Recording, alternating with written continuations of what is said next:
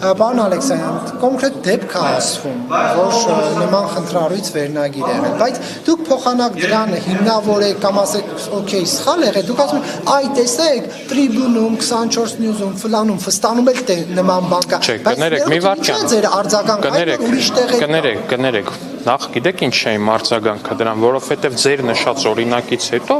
լրատվականը իր սխալը ընդունել է։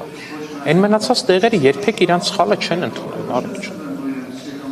Ու ձեր նշած դեպքից հետո միած sense կոնկրետ ատելության արշավա սկսվել այդ լրատվականի նկատմամբ։ Իսկ մնացած լրատվականների նկատմամբ կես ծպտուն անգամ չկա, Նարեկ ջան։ Այ հենց դրա համար է, այ դրա մասին է իմ ասածը, ժողովուրդ ջան։ Շարունակում է Civic-ը։ Ինչ արել օրինակ։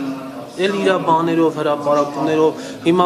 Դավիթ Լևոնյանի օրինակն եք բերում, ասում էր, որ Բագրատ Սրբազանը Ռուսաստանից ռուբլով փող է ստանում։ Ահացն պարզեց, որ նման բան չկա։ Ահացն չի պարզել, որ նման բան չկա։ Այդ հարցում տարածեց, Ահացն չի պարզել։ Գործակալ չի Ռուսաստանը։